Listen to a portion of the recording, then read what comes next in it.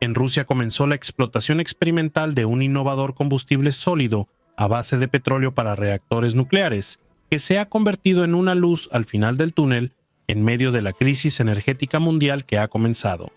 ¿Cómo lograron los rusos anticiparse de nuevo y hacer una jugada decisiva mientras otros países luchan por los hidrocarburos y las rutas de suministro? También hablaremos del nuevo héroe de la semana en la emisión de hoy, después de un breve resumen de noticias positivas.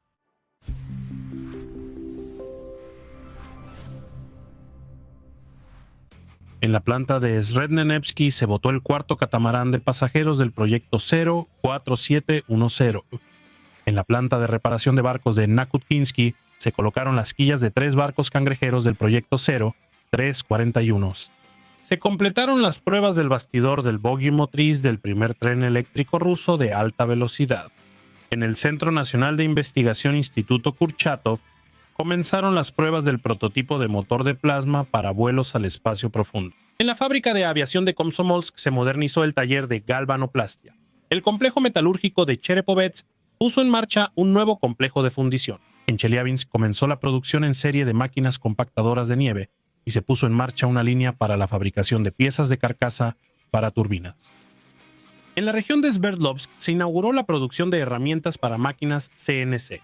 En la región de Moscú hay una gran planta de producción de cartón y un complejo ganadero.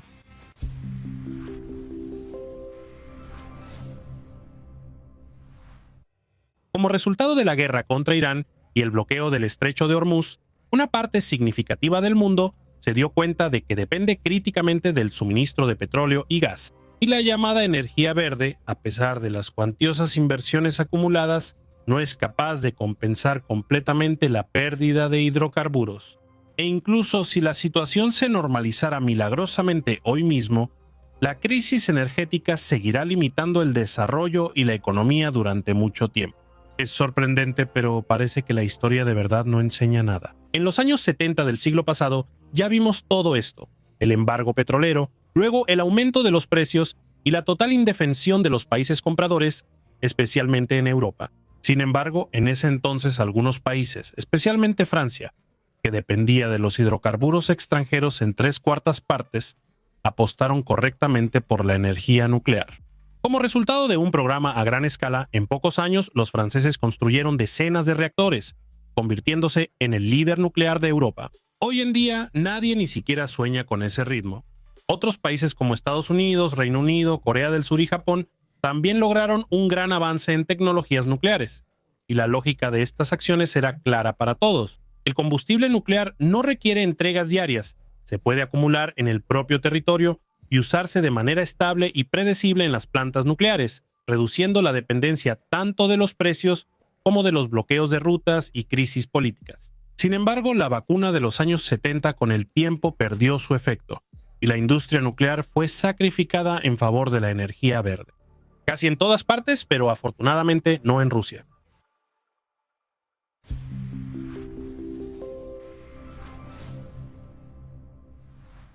Rusia, a pesar de la caída de la URSS, las décadas difíciles, las crisis y luego las sanciones totales, no solo no renunció a mantener su industria nuclear cuando casi nadie creía en ella, sino que también continuó desarrollándola con terquedad. El resultado superó todas las expectativas.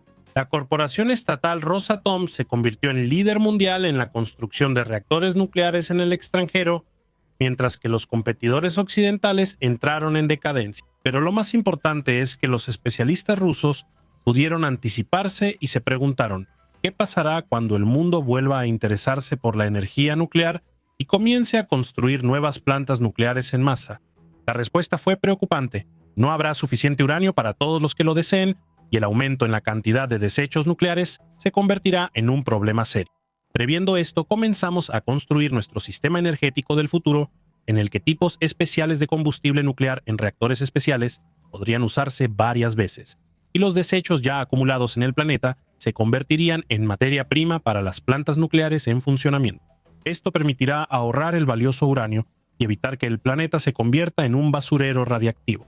No los vamos a cansar con los detalles del trabajo, ya hemos descrito muchas de sus etapas en nuestros programas anteriores. Solo les contaremos sobre el último logro importante: ese mismo petróleo sólido que esta semana se cargó en el reactor.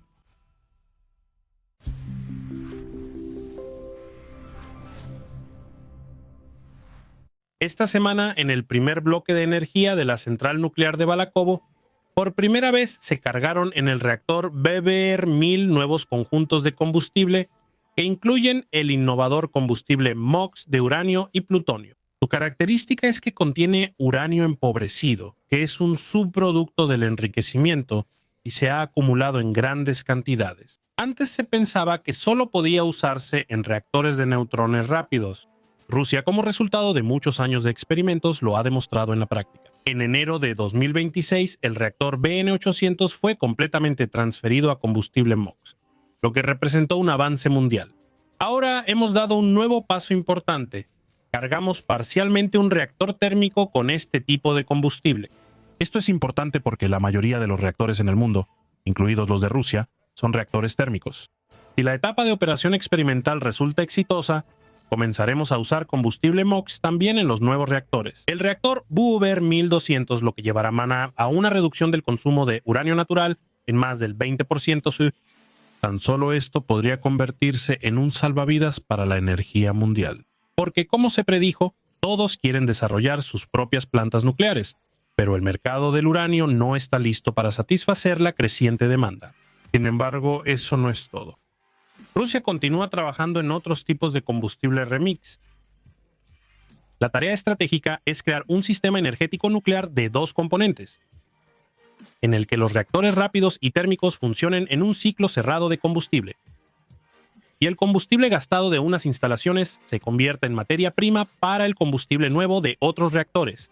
Esto permitirá que la base energética de la humanidad sea prácticamente ilimitada y nosotros avanzamos con bastante éxito en esta dirección, mientras que otros apenas empiezan a darse cuenta de lo que está sucediendo.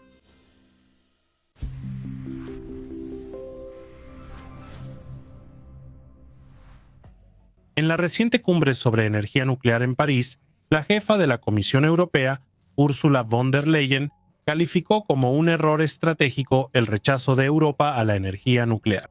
Me pregunto si alguien recordará que fue precisamente ella, siendo ministra en el gobierno de Alemania en 2011, quien contribuyó a la decisión de abandonar la energía nuclear.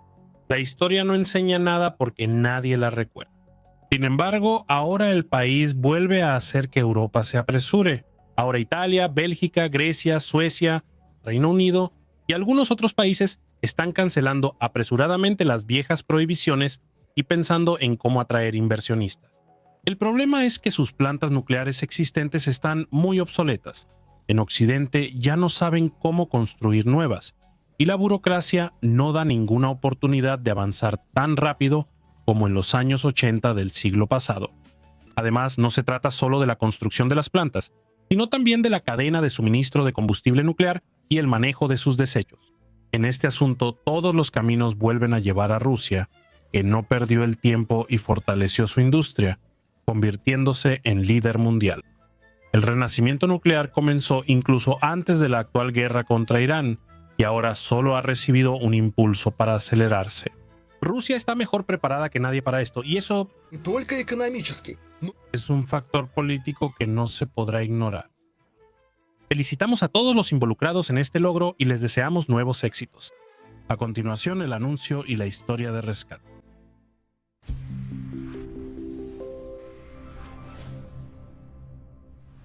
Durante varias semanas consecutivas, el submarino ruso del proyecto 941, Akula y dos submarinos polivalentes de la Dirección Principal de Investigaciones de Aguas Profundas llevaron a cabo una misión secreta en aguas británicas. Según la declaración del ministro de Defensa del Reino Unido, John Hill, operaban en la zona de paso de cables internacionales de comunicación y podían instalar allí dispositivos explosivos o de espionaje.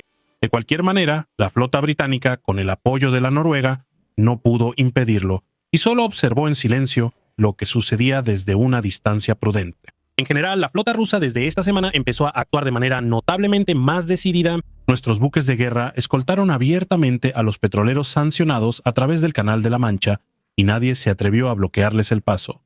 Esto es solo el comienzo. Toda la flota mercante que trabaja con Rusia, según la orden del gobierno, pronto será transferida bajo nuestra bandera y la llamada flota en la sombra prácticamente dejará de existir. Y esto es una consecuencia directa de los cambios globales que están ocurriendo ahora en el mundo, incluso en relación con el conflicto iraní.